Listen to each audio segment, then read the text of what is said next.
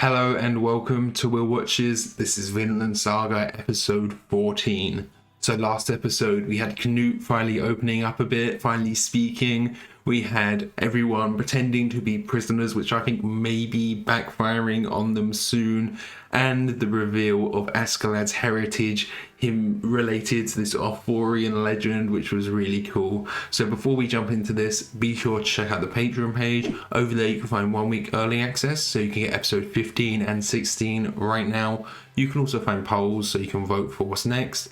And you can find a full-length timer-based version of this where you just sync up your own footage and you can watch along with me. So yeah, let's just jump right in.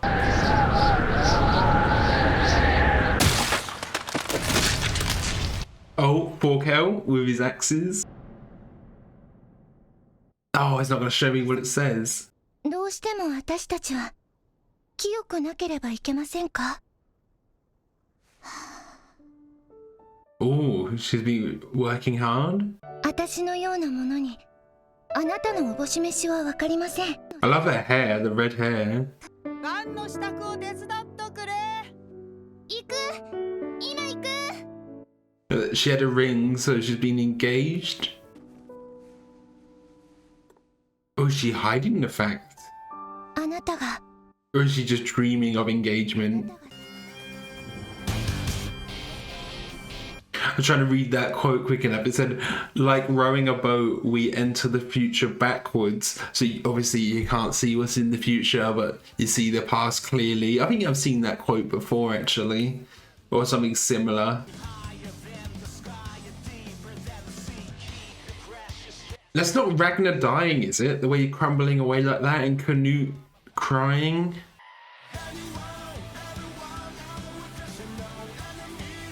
Yeah, that shot is him like just dodging the axe, isn't it? Okay, this is already growing on me, especially when it ramps up here, the song. I've been struggling to keep up with them. あれだ。俺とこの兄貴がそうだ。ガキの頃から何をする時も一緒。お互い助け合ってやってきた。 I didn't know these two were brothers. We haven't really had much info on them, but they've always been here in the background of Askeladd's team.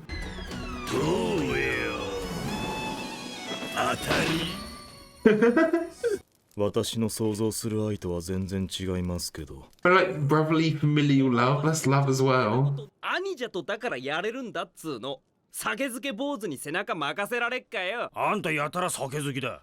その酒は愛なんじゃねえのかい。So he wants a love that's unconditional, but the brotherly love is unconditional as well. Does he want love for everyone, so everyone would watch each other's back no matter what? Is that kind of it? 俺らは総出でかかったんだが、そいつ一人に30人があっちゅう間に素手で。 Oh, look at this 3D. 不思議なことに死者がいねえ。なんだったんだろうな、ありゃ。There were no fatalities. 縁を帯びてたよな。やっぱ俺ら舐められてたんだろうか。だとしたらムカつく。 Oh yeah, because he didn't kill anyone. Sorry, I thought they meant there were no fatal wounds on him. 本当の戦士に剣はいらない。とかなんとか。 That's the love he's after. You're not hurting your fellow man like Thor's did. Are they gonna mention that Thorfinn was his son? Or do they even remember? 今のは当たりか愛か。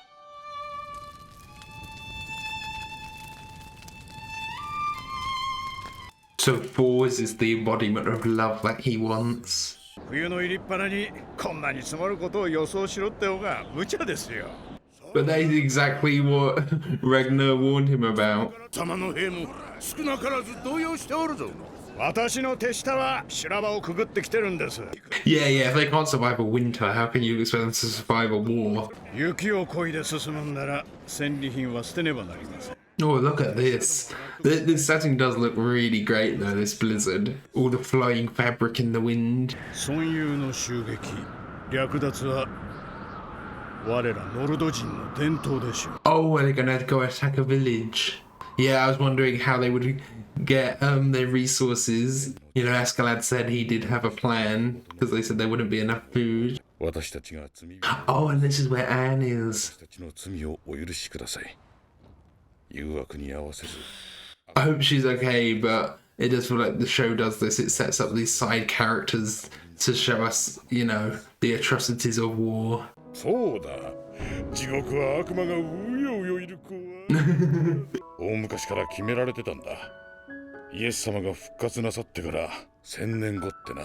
Oh yeah, and that's approaching, isn't it? Yeah, Ragnarok. So it's approaching for the Christians as well.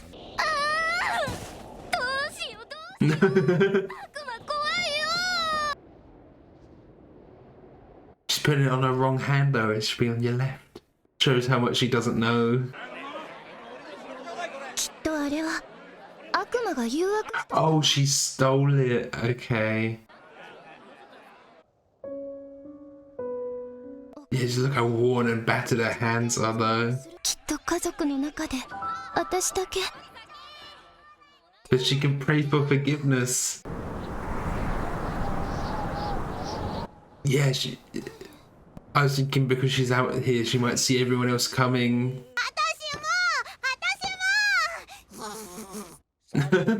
Cheese. 晩ご飯拝見 Was that the quote from earlier in the episode as well? 大麦のミルクがゆと干し肉が少々玉ねぎ入ってる武器になりそうなもん押さえとけおう And the language just isn't the same as well, is it?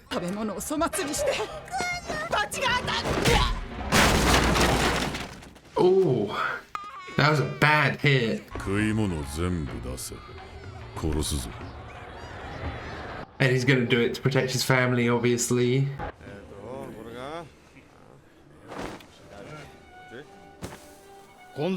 Yeah, they're not a rich village at all, are they? 一人前として50人。ってことは冬越しの食料も50人分か。That means this whole village will go hungry. Will Anne actually be able to do anything? わしらの言葉の通じる者はおらんか。Is he just going to pretend he doesn't? You know, we're so close to all these characters, but they do have to remind us how awful they actually are. あんた方のことは考えてあるよ。冬越しの心配はしなくていい。Does that mean he's just going to kill them, though? 来年も再来年ももう冬越しの心配。Yeah, no other winters at all. 彼らは非戦闘員だ生かしておいてもこいつらに。Yeah, they'll die either way. I guess this is a nicer death for them. だから敵地の真ん中でもたついてることをチクられる。そいつはいただけ。Oh, okay, so Anne could actually be their downfall here. やれ。Oh, that's the axe we see in the OP as well. I guess it's okay for them a little bit because the family, in their view, they're all going to heaven. They'll be reunited in heaven anyway.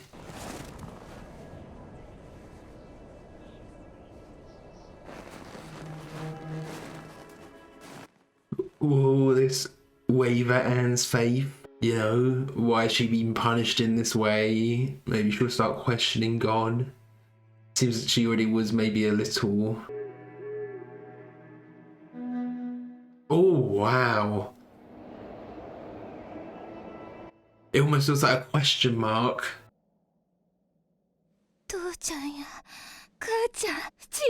Yeah, questioning if they went to heaven.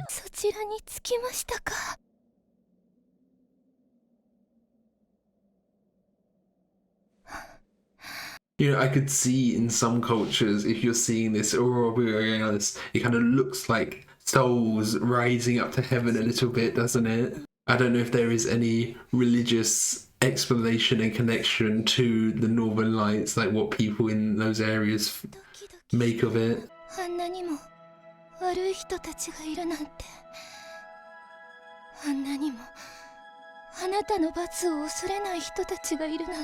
Yeah, because they don't believe.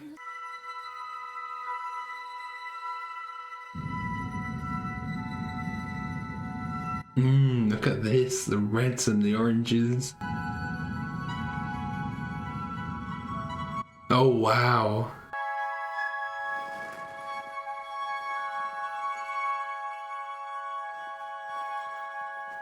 Was she dying there at the end? She looked like she was starving. She's got nothing else to eat, I guess.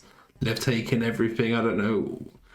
I don't imagine we'll catch up with her. It seems like that was a one-off bottle character. Okay, so that was episode 14 of Vinland Saga. I think that might be one of the best episodes yet. I'm really loving these almost like tangential stories that this show does. Episode 6 was a big one as well, where we are getting these like side characters and you see the impacts of what our characters are doing, because at the end of the day, they are pretty awful people, what they do. Askeladd here, you know, he's killed this whole village. Of course, it's to keep his men alive through the winter, but they have been, you know, just attacking villages for fun in the past too. And the show does kind of need to remind us of that, because we get so close to them and so invested in their story. This lets you pull back a bit and see the bigger picture of the impact that they have, and doing it through these side characters works really well. I was already invested in Anne really quick there. And then, of course, we see the tragedy that befalls her. And, you know, there's a bit of mystery about how she's talking to God, what she's talking about. You know, we see her with the ring. I thought she was, like, having impure thoughts and things, you know. She's looking at the ring, yearning to be married, you know, maybe that's what it was. But it was because she had stolen that ring. But then when Askeladd comes along and kills everyone, that just puts her sin into perspective a bit for her as well. I do wonder if she was questioning her faith a bit as well, because I feel like there might have been a bit of that there, you know. You think, is me stealing this ring enough for me to go to hell? Why is that equivalent to these men murdering an entire village, you know? But then, you know, she could have got forgiveness for that sin as well if she had admitted to it to a priest and begged for forgiveness. I don't think it was that big a deal. I don't know how much it was worth. It probably is worth a little, like quite a bit of money maybe, but like, compared to Askeladd's sin there, that really puts it into perspective. But of course, Askeladd and the Danes, they're not Christian. They do believe in this Ragnarok, which lines up as well with the 1,000 years after Christ's rebirth. So I guess at this point, I don't know if there's any like connection there, or if it was just a coincidence that they both line up at like the same time there, that they both think this apocalyptic event is coming. But I did really like Anne as a character for this little bit that we've had her.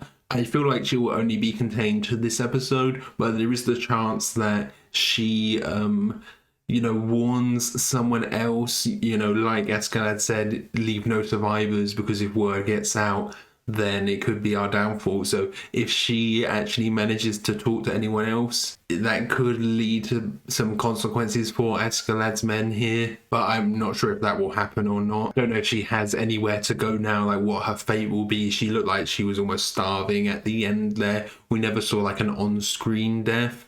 I was worried for her for that. It's great how in just one episode I can get so emotionally connected with her. I feel like, you know, we saw everything that happened with her family, but if anything had happened to her personally, I think I would have got very emotional there, which is a great testament to the show, how in just a single episode it can already get me invested in a character like that. This is just a type of episode that this show does really well, and I hope there are more episodes like this in the future. We had episode 6, we had this one, maybe one more would fit in this season, and then I know there's season 2, animated by Mappa.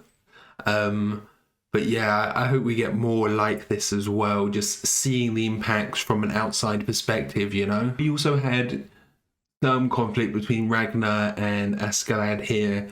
Askeladd, you know, he was saying, oh yeah, I'm not used to winters on land. I don't know how much of that is true, if he's doing any of this on purpose, trying to slow them down, or yeah, he's just making excuses for all of the snow, because Ragnar was right. He was warning him about being snowed in, and that almost happened here. There was a bit where Ears came along and said the preparations are ready, And then Askeladd was like, okay, let's move then. And I thought they'd like made some snowshoes or something and it was showing Askeladd's ingenuity, but that was just that they were approaching the village. But then, yeah, they attacked the village. You know, we don't get along with the family. It's literally, I think, just that family dinner that we see. But it is really endearing. You get introduced to all the little kids. They're all, you know, playing and asking questions, really curious. And then the father, you know, is talking about heaven and hell, which should have been like obvious foreshadowing. But then, of course, we see Bjorn show up.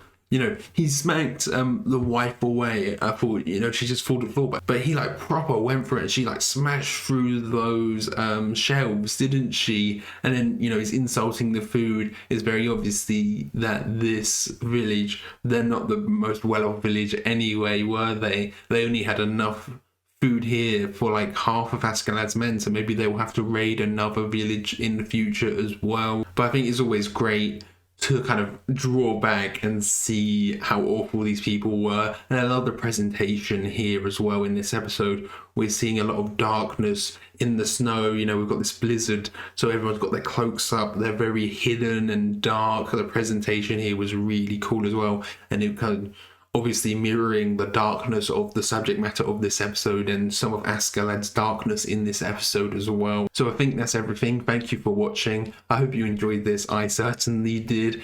And if you did, consider leaving a like or a comment. And if you really loved it, be sure to subscribe so you can keep up to date on all the future uploads. So yeah, thanks for watching. Bye.